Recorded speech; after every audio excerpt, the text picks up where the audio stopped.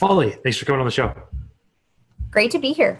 Yeah, for sure. So we've talked a bit in the past, and you have a really interesting background going from the boutique agency space and then moving on to director of corporate branding and partnerships at Polaris, which I've noticed you don't see a lot of the time, the sort of move from agency to brand side. So I'd love to hear what inspired that and a little bit more about your origin story. Yeah, I've spent roughly half of my career at agencies and then roughly half of my career at Polaris, which is probably a really interesting mix for most people. So, in my time with agencies, it was really, if it's digital, I've done it. And it was a lot of smaller shops where I got this flavor for entrepreneurialism because you got a lot of opportunities to learn a lot about things you didn't know anything about. And that was tactically as well as the different types of clients you had. So I, touched into paid media, social media, getting into SEO, getting into blogging, analytics, coding a little bit, strategy, copywriting. I would always say if it's digital, I've done it to some capacity.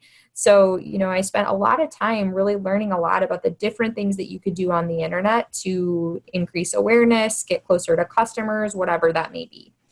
But then I was recruited to Polaris specifically for social media, and that's probably the thing that I'm most known for. So I came to take over what they had done and take it to the next level. So with that, I got a crash course in our customers and in our products, and I spent a year and a half being the person that was the behind the scenes doing all of the community management, all of the content, all of the talking to customers for every brand that we have. But after that, I kind of went back to my roots with email, SEO, paid media, and social, and built out a team. We eventually added digital strategy, content creation, a content management system practice that we created, 3D CGI at one point. So really kind of running across the board of the different type of things that we could touch digitally. But then about 2 years ago, I was tapped on the shoulder and given an opportunity to lead an initiative related to our corporate brand. So in the history of Polaris, we've really built our brand on the back of the product brand. So you would know snowmobiles or Polaris Razor or Polaris Slingshot, but you wouldn't necessarily see us come to life in what Polaris as a whole stands for. So this was our, a year ago launching the first new logo in company history in about 30 years, a new tagline, which we hadn't had one in almost 20, a new brand purpose, a new reason to be, and a new way we really go to market to understand what's in the Polaris family and why it all exists together. So from there, we did our first, corporate-led national campaign. We've done initiatives since then where we're really partnering with all of those businesses and talking about our similarities versus our differences, all really setting in the fashion of possibilities in the outdoors, and be that work or play, and how we can be part of your life in finding those. Yeah, and I think that's super interesting, and it doesn't surprise me that somebody with a specialization in social would be the sort of person they would want to unify all these things, because you would just have such your finger on the pulse of what the market's actually doing. Like I remember in a previous life when I was an account coordinator / manager in a social media agency, we'd have to it was for Beats by Dre back when Monster Cable used to manufacture them, and people's headphones would break and you'd have to calm them down on a Facebook wall somewhere. So you're really, in the trenches with the product, and that makes a lot of sense. So basically, you're unifying all these kind of disparate silos within Polaris, which is, for those that don't know, an outdoors company, if that's fair to say, vehicles and many other things. I guess with that in mind, how have the current events affected the job? It's been interesting, as I think more people than ever are looking for possibilities in the outdoors. So what we're seeing is a lot of interest in these new ways to explore outside places and how you can go about doing that. You've got other industries like camping that's having a really similar thing. So as people are having more time on their hands, they're maybe not traveling as far because of what's going on. They're looking for new ways that they can spend time with their family, and kind of escape. And so we've seen a lot of interest in just the various things that we offer, be that Indian motorcycle or Polaris Ranger, Polaris, not snowmobiles yet, but we'll see what happens once winter comes. But just a lot of people really just actually seeing like, hey, maybe something I didn't really think was for me could be for me. Right. That's I'd say what we're seeing more than anything is a lot of new category interest in our category as a whole. I mean, ultimately what we are is a leader in outdoor recreation. And also there's a big work component to what we do as it relates to multi-acre homes, farms, ranches. But what you're seeing is a lot of increased interest in outdoor recreation. Yeah, and it's super interesting to speculate on how that is playing out, and I think that it seems like you're in a really great growth spot because I'm in Brooklyn right now, and all the cool kids are leaving. Everybody's going to smaller, kind of outdoor emphasized cities, and I also think that there's probably a lot of just existential crisis, or people are like, why not buy the snowmobile? Like, who knows how much long? Like, maybe I will take some risks. Maybe I will go out there and have some fun. And it's safer. It's safe compared to all the city activities that used to be big. I So think there's a lot of times where people maybe don't know that there's parts of themselves that are there. And with a lot of time on your hands to be by yourself or be in your home, I think it's inspiring people to figure out how they spend their time the best they can and they live that best life. And that might mean learning how to ride a motorcycle or going on an off-road adventure or really rethinking their, what they do for their job or whatever that may be. And so I think there's a lot of inspiration that comes from that, of people saying like, hey, there's this part of me I've always been curious about. Maybe I go try this and see if it fits. Right, right. Yeah, it makes a lot of sense. And it seems like you guys are in a great place. So I know that we've mentioned in previous conversations that you're employing and working with lots of different agencies. And I guess my first question is roughly how many agencies does Polaris employ? Oh man, it'd be a lot. So we are a matrixed organization that functions with functions and global business units. And so each of those global business units is going to have some, they're going to be making decisions about which agency partners they work with.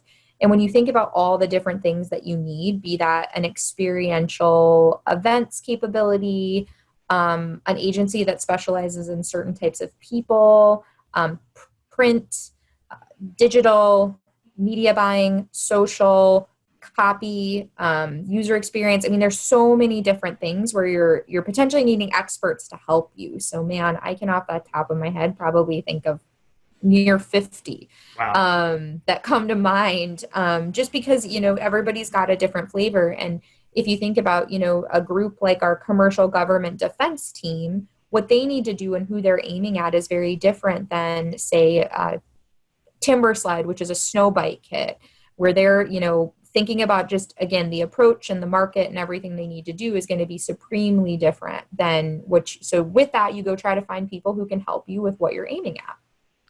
Right. And with that in mind, how important is specialization and what in terms of specialization are you typically looking for when you go out there for an agency? I would say that most people are moving to more specialized. So what was once the get an agency of record and they do everything for you, to me is really not the way things go anymore. It's much more about finding the partner who can help you with that very specific need that you have. And while that does take more work on the corporation side to manage all those relationships and connect all those dots, I think you end up with a better outcome because you have people who specialize. And that doesn't mean that you may find an agency who's really good at 2 or 3 things, and that's great. But I would say we don't probably have a lot of agencies that can do absolutely everything, because there's always going to be some gap there just because it's, it changes too much or it's not something that's really in their bread and butter. And so while a lot of times agencies will pitch that all in everything, we really seek to find people who can be really, really good at whatever it is that we're kind of needing them to do. And then there may be, again, a happy accident that they're also really good at something else. But yeah, I would say specialty is key for us. Right, right. And with that in mind, so there's obviously, key disciplines that you guys feel like you can't handle in-house and you're looking for agencies for those. Are there other things that you've either learned the hard way or you just know that are better done in-house, within the marketing sphere? You know, I think there's always going to be differing opinions there. And it's funny. It's almost just comes back to talent and people. So to me, it's a little bit like when you think about agencies, there's going to be certain agencies that everybody always thinks of as these big names and things they're really good at. But while you've got that brand name on top, it all comes back to the team you have and the people who are working on it. And so I always think about, certain things that over the years I've thought are maybe better in-house. But it always came back to like we had someone really good at it. So a team member who's still with Polaris but does something else now, masterful at retargeting. He was better than anybody at thinking about how to negotiate that, how to make it work. And so that would be one where I'm like, oh, we don't need an outside partner for that. Well, we didn't need an outside partner for that when he was doing that work because he was really good at it.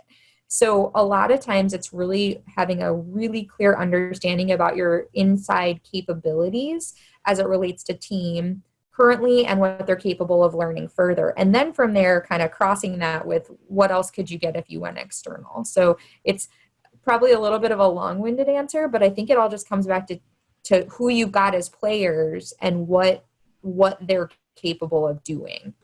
Yeah, it really is. It's like turtles all the way down. Like it's just people all the way down.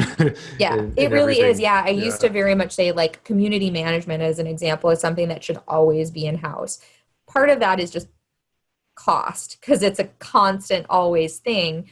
But that also comes back to capability. If you have someone who's really good at it and can do it in-house, that's awesome. But if you don't have that, then most certainly you should find a partner that can help you make sure that you're leaving no customer behind and that you're answering their questions and you're getting them help and you're doing all those things that really need to be done. Right. And to dig into that a little bit, because kind of on the same page that it's really all about the people. Mm-hmm. What are the sorts of things that you look for when you're evaluating the people at the agencies you're hiring? A lot of times it's are they the people we'll actually work with? I know that sounds silly, but it does happen a lot where who you're meeting is maybe not who you're working with. We hire agencies to make us better and to make us think and to be creative and to fill those gaps of capabilities we don't have or capabilities we have, but we don't have time to get to. So a lot of times we look at, do they have those things? Do they have those chops? But then we'll tie it back to, can they work within our culture and kind of understand us? So our teams run really, really thin. We have, we're not highly staffed for the size of our company. And so we grind. And so a lot of times we're looking for those partners who have that same mentality or willingness to kind of grind with us. Because if you're in the trenches with us and we can behave as a team and not as like a vendor, that's really the sweet spot for us, that we want to kind of all be in it together. So we're always trying to seek out when we're meeting new partners, how they're going to be like, how they'll be when they're in those trenches with us. Yeah. I find that sometimes it's hard to prescribe the exact way anyone you hire or an agency should behave or what a win looks like because it's variable, but it's much easier to figure out what it doesn't look like. So yes. I'd love it if you could talk about, what are those things that if you could put on a billboard and say, please, agencies, stop doing these one or two things. What would those be? Things that are really tough. Yeah. Oh man, I don't tend to like to go to the negative. So it'll take me a minute to get this perfect so it comes out right. For us specifically, one of the things we find is people have a tendency to kind of cut us out. So it might mean that they don't know us, or they don't have background in our space, or there's something. And so they come to the table with their expertise, but they don't come to the table with their ears. And that can be really hard because there are a lot of really nuanced elements to what we do, be it legalities, be it to things we've tried before, understanding the mindset of the various consumers, understanding that one consumer, the same individual, will look really different when they're buying a Ranger for work or an Indian motorcycle for adventure. It's a lot of nuance. And so I think it's important for agencies to know that while you've been hired again to be creative and bring that expertise, you also have to listen. Everything is a collaboration. And so it's just really important that you don't forget that. just because it's a new space, or you're making an assumption because where a company is located or the people that you've met maybe don't fit something you were expecting. That to me is key. The other thing that kind of comes to mind is a little bit to something we talked about before. I would love it if agencies stop saying we do everything. Um, you can say you do everything, but like tell me retrospectively what you're best at. Give me your top three. Because I think it'll result in more work, not less. I know people aim at it thinking if we tell you everything, we'll hire you for everything. But that's really not how people are these days. They really are looking for those specialties. So give me your best, and then we'll really, really lean in on what that best is, particularly if you showcase that through thought leadership and the actions that you take. That's huge, yeah, and I think we beat that drum a lot, but I think it's going to be a lot more powerful by coming from an actual buyer and expert. So appreciate it. So to dig into that a little bit, what are some of those gaps? Like, do you ever have moments in in the organization where you're like, I wish we could just find a person or a group of people that could do this one or these few things? I think it happens in the moment.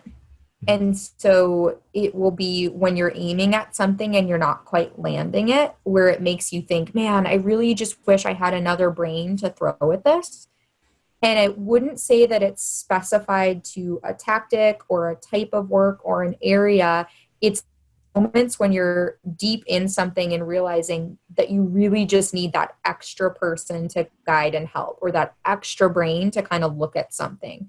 Those are, and it's a little bit hard to predict when those moments are going to happen. It's something where you almost wish you had this kind of speed dial of different partners that do different things, where you could just be like, oh man, we just ran into this copywriting nightmare and we wrote this thing and I just want you to look at it. Or we're doing some work surrounding sound right now where it's funny, there's things we didn't even know that we really needed, and now all of a sudden we're like, this is so helpful and we never thought about it before, and it's an entirely new way. But we didn't get there until we were in this moment that made us go, wait, we're really not as good or capable in this space as we thought we were. Yeah, that makes a lot of sense, and especially with sound, there's so much A lot going of different on. things there that are very interesting. Music in general is very interesting. But Right. So that's super compelling. So the idea of this sort of speed dial and getting, an outside opinion on things, with that in mind, of the agencies that you're not working with, but that you might work with in the future, how are the best ones keeping in touch with you? How are they staying top of mind? to me, the ones that are most successful are the ones that are continually reminding you, but maybe not being pushy about it. I would say, and this is something that can harken back to being at an agency and then being at a corporation, I did not have a good understanding when I was in an agency of what the day of somebody in a partner at a corporation would look like. So while you were hired to do this specific thing at the agency and it is everything to you, it is a sliver of what's on the plate of the person who's on the other side. And so I'm always appreciative of those people who hold me accountable and try to keep top of mind, but they don't do it in a fashion that makes me feel like I'm falling down or missing in some capacity, because they get that there's a lot on the plates of the people that they're trying to work with. The other thing I would say that's really successful is when you come really prepared. So you come to the table having really thought about our business, or coming up with something that is an example you have that's in a near business that might be interesting to us. We see that a lot in partnerships, where the people who come to us with kind of their deck that they've sent to 37 people is a lot of times less interesting. The people who come having done some research and with some unique ideas, we tend to talk to and try to figure out in a deeper way, because they've actually taken that time to understand how there could be a fit between the two groups. Right. That's I think super useful to lots of agencies. So with that in mind, what are some of those synergies that are compelling to you? And what I'm getting at is like, Yeah, the obvious thing would be we've worked with your competitor and here's what we did or something like that. But are there other connections that agencies are taking for granted that would be interesting to a company like Polaris? Yeah, we're interesting because we're the global leader in power sports, so competitors are always interesting to us, but we also tend to look at other things. So the two that I think come to mind a lot is we look a lot at what Auto does. There are similarities there, but there are also not. So sometimes that's a good in for us. Other people who have similar business models that we have. So we have a dealer network, and that is how you purchase our vehicles. That's a mandate by law that we can't do direct sale, but our dealer partners are extremely important to us. They're not franchisees. So we have a lot of independent businesses that we work with. So having people that have even franchising background and what they look at can be helpful because they understand like where you start to have to think differently about that last kind of final mile.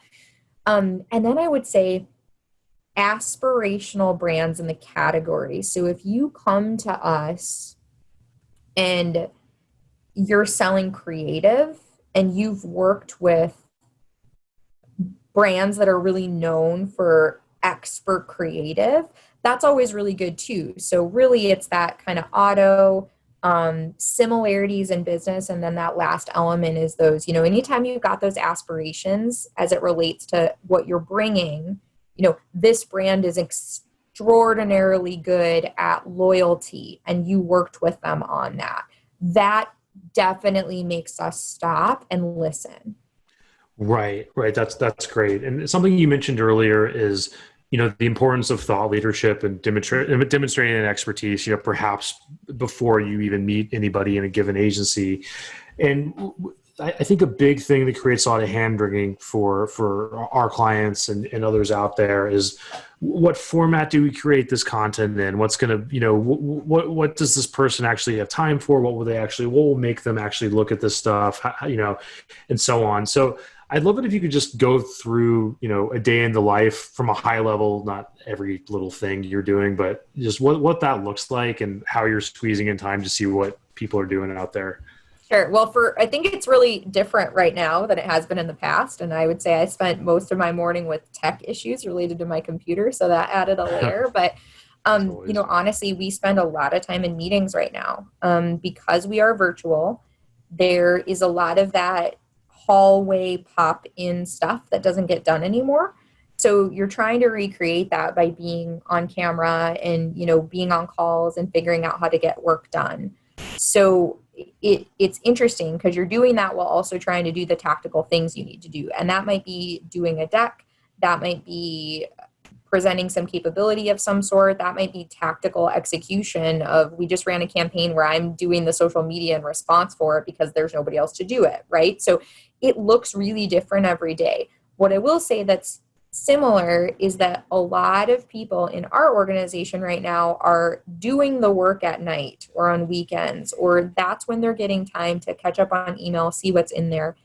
And so where I think it's interesting is if you find a way to kind of break through and how you get to that, that's really successful. So I don't want you to put crazy hours into what you're doing, but if you send a note knowing I don't have a lot of time, give me something really high level to start that sparks an interest for me. Call out that you saw something we did recently and why that spurred you to come to us. Give me a one pager that I can very quickly be like, yes, no, that, some of these like really easy executive summary type of things I think are really successful right now as a start because everybody's just got not a lot of time. So breakthrough in those few pieces. Right. That's really great. And one thing that I've predicted, I'd love to hear your thoughts on, is the idea that we're all kind of outsiders now in a way because we're all remote. And when I started Sales Schema in 2014, we started remotely, and now I've joked around that we're a little bit like Bane, born in darkness, while everyone else is just starting to play in it. And my whole thought of that is it's gonna open up more cultural openness to working with third parties to solve all sorts of problems that companies thought they had to do with people they know well and in-house and so on. I'd love to hear your thoughts on that, whether you agree or disagree, and where you think it's Yeah, going. I think we're going to really see location walls break down a little bit, at least for a while. And that's going to be with internal hiring as well as with agency hiring. Our organization as a whole with agency hiring definitely hasn't played a local kind of flavor. We've got agencies all over. But we do also know that comes with certain things, right? That in how you deal with that. But I think we're going to see this big shift to considering people anywhere, depending upon what that role or need is. That said, I do think we'll also see like a little bit of it's going to be a pendulum swing where you see it and then you might see it come back a little bit, because I do think everyone is going to hit that kind of Zoom tired thing where people are wanting to maybe be in person a little bit. So while we've swung really far, I think it will swing back a little bit and then maybe kind of land in the middle somewhere. Yeah, and who knows how it'll play out. It sort of seems like in the big cities and the big companies, regardless of how much people want or don't want to work remotely, they're just not going to pay for office space anymore. So it's going to It really be, depends. Yeah. I think some people there's definitely some of that going on with organizations where they're like, I have a lot of it, or we were outgrowing it and maybe we won't go find more. That's definitely something that feels very real because it's really easy to fill an office as you grow as an organization. But I would say I'm hearing the other two where people are really jonesing to be back in an office space because you've probably seen the meme floating around, but we're not working from home. Home has become work, I think is how it's phrasing. So I think there's some of that too, where some people are really looking for that balance to be back since our homes are now schools as well as offices as well as all these things. So I think it's gonna be interesting to see what happens over time on how much that changes. We see trends like this all the time. Like when hot desking was the big thing forever, it was all these really open office spaces and you'd sit down wherever and you do and then 5 years later, people are like, oh man, I really just wish I had some walls so I yeah. could put my headphones on and just go, right? So it'll be interesting to see how it kind of swings around and where we ultimately land. Yeah. And how has that played out culturally at an organization like Polaris? I'm sure that it really depends on the temperament of different employees and the roles that they're in and so on. I think we have done a masterful job reacting to it and continuing to work. We definitely have some roles that can't work from home. If you have a clay modeling studio, you can't recreate that in your back room or your den. So we've had teams really thinking about how do we make sure our technology functions the best it can? How do we make sure that we've got new processes for things that you have to do in-house or have to do at the office? We've got crazy protocols in place. Our EHS&S team is masterful in how they keep people safe if they are going to the office. We have an app process if you want to request to go in for something with a certain day protocol. There's a machine that takes your temperature, you hello if it's fine. I mean, we've really done a lot of things to try to make it work. But then from that side of being remote, we've also done a really good job of figuring out how we just put in protocols that can help. And then I think we've seen a lot of leaders really step in too and figure out what do my teams need right now in this unique time, because we've been very busy. But it is still not a norm. We're still working through some pretty unique things happening in the environment right now. Right. And kind of back to the question about working with different specialists, with what you're doing now, kind of unifying things under one brand. I guess like how does that affect how the autonomy that different leaders have to hire an agency or hire outsiders? And They still have that full autonomy. They still have that capability to go there. What we end up seeing is that my little team kind of functions as enablers. So we'll go meet with a new agency and give them some guidance. They'll learn about us. We'll give them those things. Our brands are still having their own fonts and their own colors and these different things.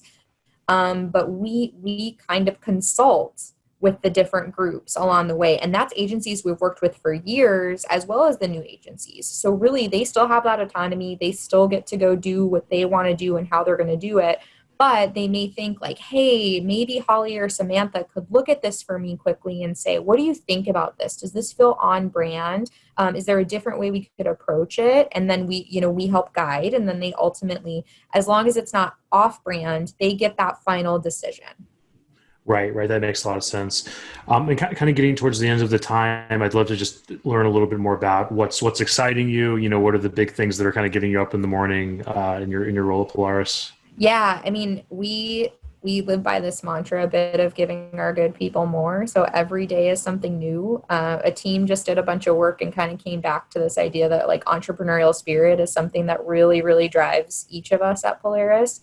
So I love that each day is different and each day is new. I love that if I raise my hand for something, I get to take it. I love that sometimes things land on my plate that I wasn't expecting and I have to go learn. I've in the last 2 years also kind of dove deep into environmental social governance, ESG, which is investment terminology that relates back to corporate responsibility.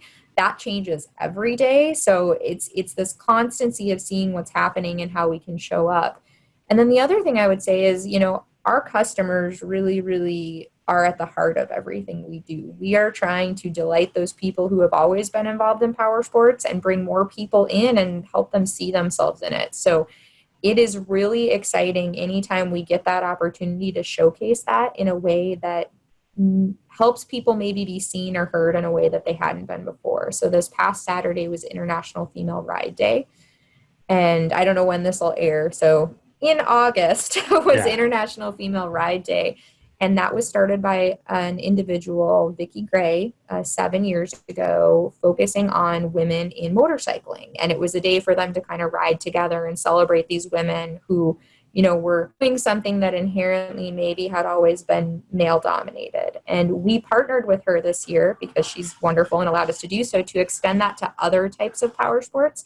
And so Saturday was really this celebration of people, riding together, riding apart, on roads, on dirt and mud, on water. And that to me is so special because we had this video come out, and myself and another individual did it with, who runs our works in our customer growth team. We did it with an agency partner we worked with for a long time, and we shot it during a pandemic, which is crazy. And we put it out, and the number of women that came back and said, I feel like you see me, or, oh man, I feel like I could go do that. Like, that is exciting every single day, because the things that we build give people lifelong memories. It makes them feel empowered. It like, that to me is just so different than a lot of things that you could be selling or putting into the world. Yeah, it's hard to imagine a product that would be more fun to market than motorcycles and power sports vehicles. So I can only imagine. It makes a lot of sense. Holly, thank you so much for your time. I really appreciate it. Yeah, thank you. It was great talking with you, Dan. Likewise. Yeah, take care. All right. Bye-bye.